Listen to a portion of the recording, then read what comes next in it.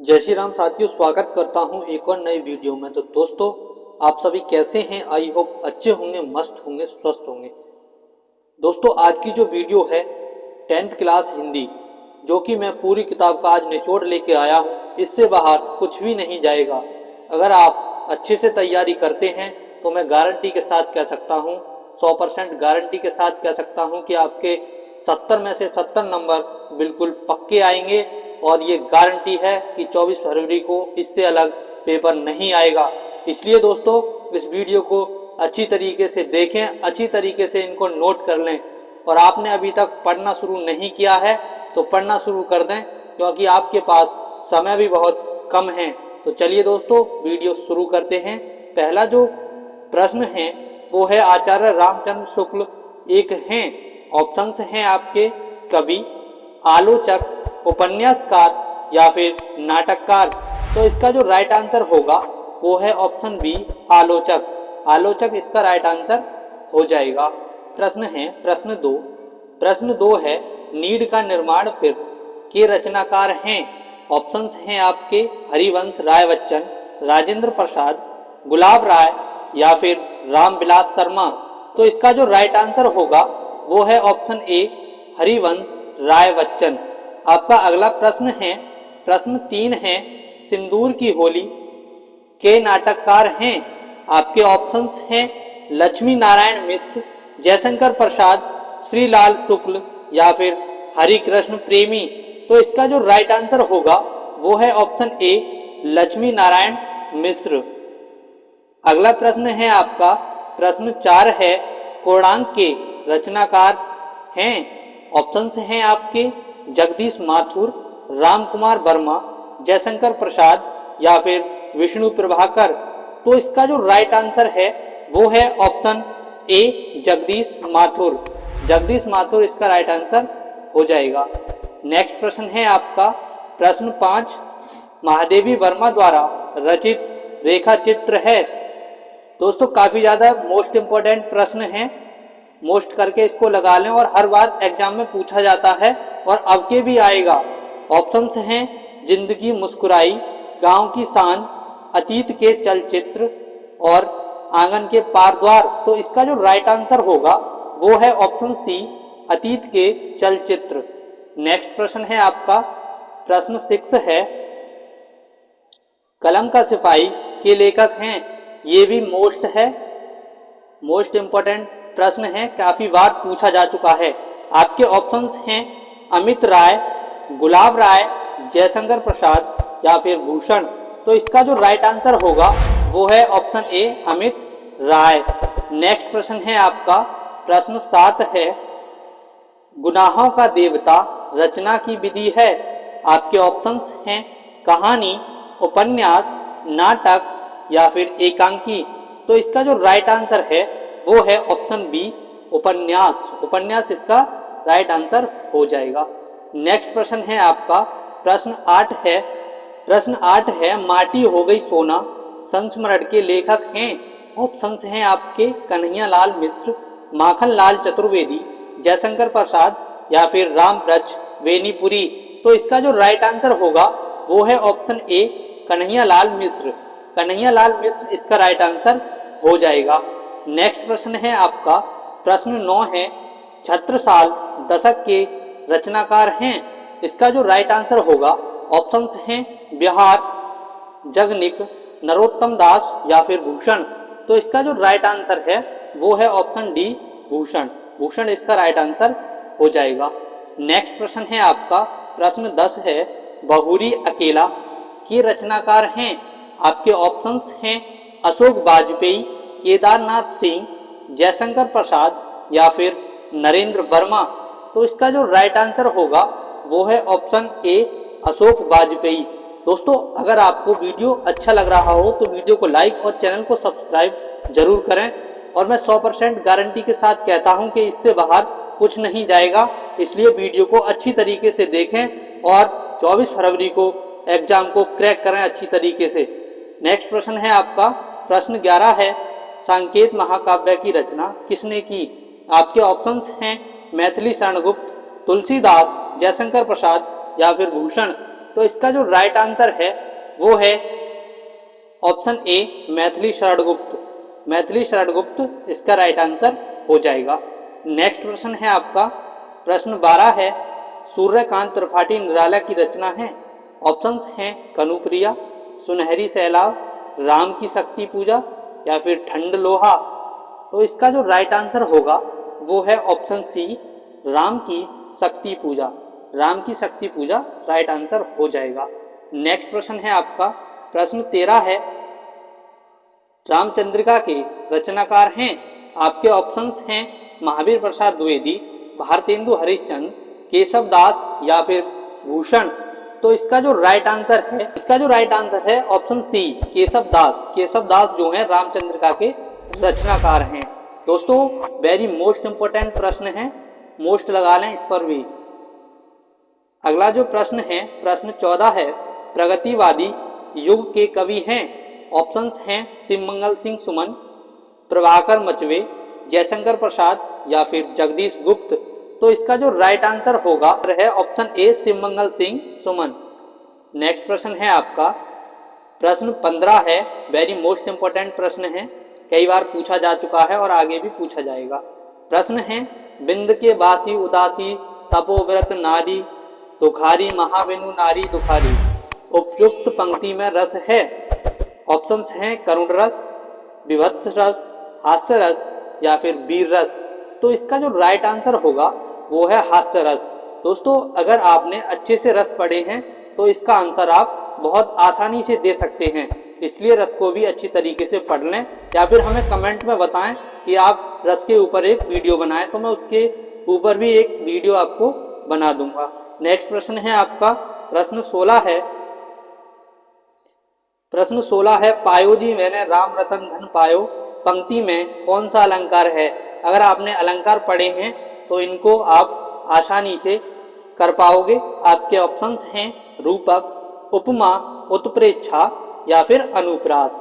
तो इसका जो राइट आंसर होगा वो है रूपक। रूपक इसका राइट आंसर हो जाएगा। आपका 17वां प्रश्न है बीमारी के कारण उसे उठा नहीं जा सकता वाक्य में उपयुक्त वाक्य है। तो इसका जो राइट आंसर होगा वो है ऑप्शन बी भाववाच्य। भाववाच्य राइट आंसर हो जाएगा। नेक्स्ट प्रश्न है आपका प्रश्न 18 है स्थानवाचक क्रिया विशेषण है। आपके ऑप्शंस हैं प्रतिदिन, आसपास, बहुत या फिर स्वयं। तो इसका जो राइट आंसर है वो है ऑप्शन बी आसपास। आसपास इसका राइट आंसर हो जाएगा। नेक्स्ट प्रश्न है आपका प्रश्न 19 है तिरंगा में कौन सा समास है। आपके ऑप्शंस हैं द्वंद्व समास, कर्मधारय, अवयवी भाव या फिर द्विगु। तो इसका जो राइट आंसर है वो है ऑप्शन डी द्विगु। द्विगु इसका राइट आंसर हो जाएगा। नेक्स्ट प्रश्न है आपका प्रश्न 20 है पंचवटी में कौन सा समास है। पंचवटी में कौन सा समास है। ऑप्शंस हैं द्वंद्व, कर्मधारय, द्विगु या फिर अवयवी भाव। तो इसका जो राइट आंसर होगा वो है ऑप्शन सी द्विगु। द्विगु इसका राइट आंसर हो जाएगा। तो दोस्तों ये थे कुछ बहुविकल्पीय प्रश्न 20। अगर आपके 20 में से 15 क्वेश्चन सही हैं तो आपकी तैयारी बहुत अच्छे से चल रही है। अगर आपके 5 या 4 सही हैं तो आप अभी पढ़ नहीं रहे अच्छे से और अच्छे से तैयारी नहीं कर रहे।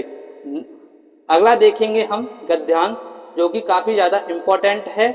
इसमें से 3 प्रश्न पूछे जाते हैं और ये 6 नंबर का आता है।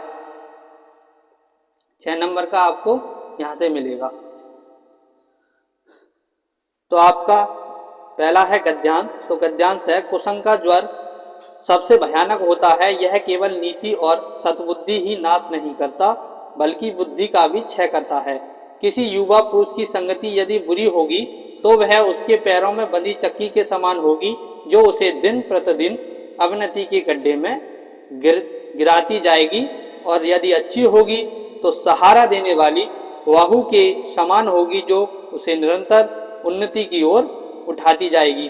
दोस्तों आपको ये पेपर में आती है पद्यांश, तो इसको आपको 3 प्रश्न करने होते हैं इसके, जो कि पहला प्रश्न दे रखा है आपको प्रस्तुत अवतरण के पाठ और लेखक का नाम लिखिए, रेखा अंकित अंश की व्याख्या कीजिए। जिस पर आपको नीचे रेखा दी गई हो उसकी आपको व्याख्या करनी होती है। और एक प्रश्न है, युवा पुरुष की संगति के बारे में क्या कहा गया है। पहले प्रश्न का आंसर आपको लिखना होता है, प्रस्तुत गद्यांश हमारी पाठ्य पुस्तक हिंदी के मित्रता नामक पाठ से लिया गया है। इसके लेखक आचार्य रामचंद्र शुक्ल हैं। नेक्स्ट प्रश्न आपको व्याख्या करनी होती है, तो व्याख्या में क्या लिखना है। शुक्ल जी कहते हैं कि बुरी संगति घातक बुखार के समान हानिकारक होती है। जिस तरह कोई व्यक्ति यदि भयानक ज्वर का मतलब बुखार होता है, बुखार से ग्रस्त हो तो वह ज्वर उसके शरीर और स्वास्थ्य को नष्ट कर देता है। दोस्तों, जिस प्रकार मनुष्य को अगर बुखार है और उसका अगर वो समय से इलाज नहीं कराता तो हो सकता है उसकी मृत्यु भी हो जाए, इसलिए मृत्यु भी हो सकती है तथा कभी कभी प्राण भी ले लेता है। इस प्रकार बुरी संगति हमारी नैतिकता, सदाचार, मन तथा बुद्धि को नष्ट कर देती है। नेक्स्ट जो प्रश्न है आपका ये प्रश्न है, युवा पुरुष की संगति उसे अवनति के गड्ढे में प्रतिदिन गिराती जाएगी और यदि अच्छी होगी तो वह निरंतर उन्नति की ओर ले जाएगी। नेक्स्ट प्रश्न है आपका, नेक्स्ट है, चरण कमल बंदो हरिराई, जाकी कृपा पंगु गिरे लागे, अंधे को सब कुछ दर्शाई, बहरो सुने गूंगा पुनि बोले, रंग चले सर छत्र धराई, सूरदास स्वामी करना में बार बार बंदो तिहि पाई। दोस्तों, इसका आपको संदर्भ लिखना होता है और व्याख्या करनी होती है। तो संदर्भ है, प्रस्तुत गद्यांश हमारी पाठ्य पुस्तक हिंदी के काव्य खंड के पद नामक पाठ से लिया गया है और इसके रचयिता सूरदास जी हैं। दोस्तों, अगर आपको बोर्ड एग्जाम में अच्छे से लिखना है तो पाठ का नाम और रचयिता को आपको हाईलाइट करना है, उनके नीचे अंडरलाइन कर दें या फिर ब्लैक पेन से लिखें, ताकि आपको एग्जामिनर जो होते हैं उनको अच्छा लगे, देखने में आपकी राइटिंग सुंदर दिखाई दे। प्रसंग भी लिखना होता है इसमें। प्रसंग में होता है कि ये जो पंक्तियां दी गई हैं इसमें कवि जो है क्या कहना चाह रहे हैं। तो प्रसंग है, प्रस्तुत पंक्तियों में सूरदास जी ने भगवान श्री कृष्ण के चरणों की विशेषता का वर्णन किया है। तो सूरदास जी क्या कहते हैं? सूरदास जी कहते हैं कि भगवान श्री कृष्ण के कमल रूपी चरणों का प्रभाव बहुत व्यापक है। उनके चरणों की कृपा से लंगड़ा व्यक्ति पर्वत को लांघ देता है तथा अंधे को सब कुछ दिखाई देने लगता है और बहरा व्यक्ति फिर से सुनने लगता है तथा गूंगा व्यक्ति फिर से बोलने लगता है और गरीब व्यक्ति राजा की तरह सर पर छत्र धारण कर लेता है। सूरदास जी ऐसे दयालु प्रभु के चरणों की बार बार वंदना करते हैं। दोस्तों, वेरी मोस्ट इंपॉर्टेंट प्रश्न है, इसको अच्छी तरीके से याद कर लें ताकि आप 6 नंबर बहुत आसानी से ले सकें। नेक्स्ट प्रश्न है आपका, इसके बाद आता है आपका संस्कृत खंड। संस्कृत खंड में भी आपको गद्यांश और पद्यांश दोनों करने होते हैं। तो पहला जो मैंने गद्यांश लिया है वो ये लिया है वाराणसी का, वाराणसी नामक पाठ से ये लिया है मैंने। तो देखते हैं इसका संदर्भ है, प्रस्तुत गद्यांश हमारी पाठ्य पुस्तक हिंदी के संस्कृत खंड के वाराणसी पाठ से लिया गया है। दोस्तों, इस चैप्टर का नाम वाराणसी है और इसमें प्रसंग भी लिखना होता है।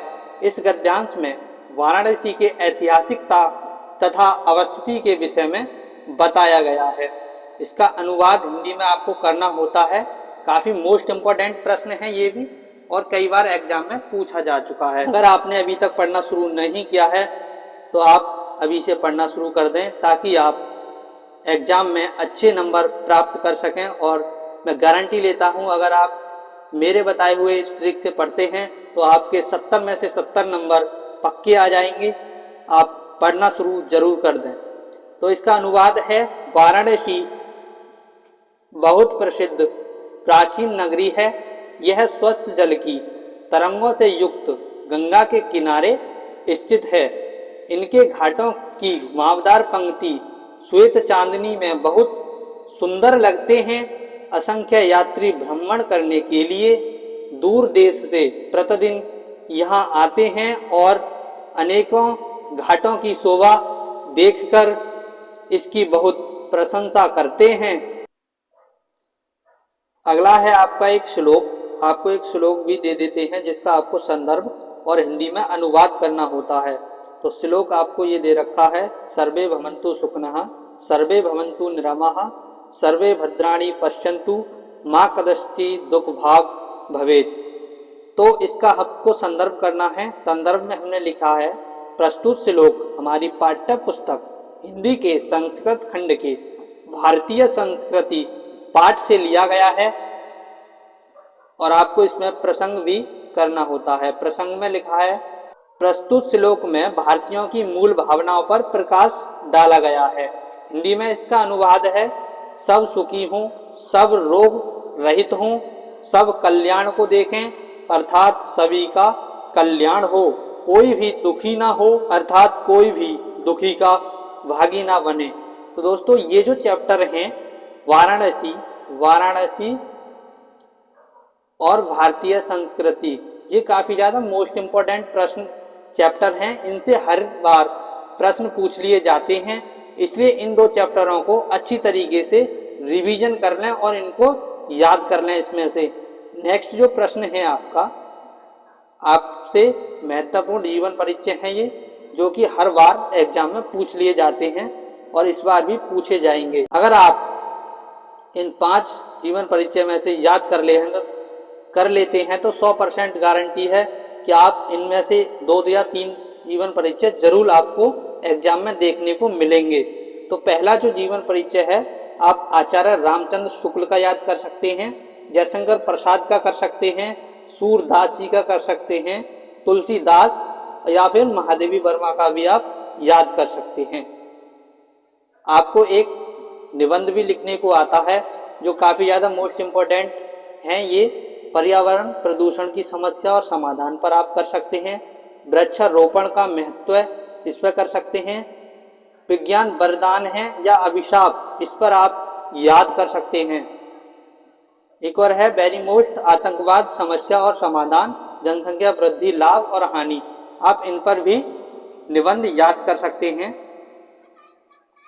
नेक्स्ट है आपका पत्र। एक पत्र भी आपको लिखने को आता है जो आप शुल्क मुक्ति पत्र लेखन याद कर सकते हैं, बिजली समस्या पर कर सकते हैं, गंदगी पर पत्र लेखन आप याद कर सकते हैं।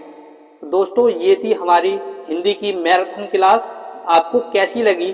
पूरी किताब का इसमें निचोड़ है। अगर आप इस प्रकार से पढ़ाई करते हैं तो आपके 70 में से 70 नंबर पक्के आएंगे। इसलिए पढ़ना शुरू आज से ही कर दें, क्योंकि आपके पास समय भी बहुत कम है। तो आज के लिए बस इतना ही। मिलते हैं एक और नई वीडियो में। जय हिंद, जय भारत, जय श्री राम।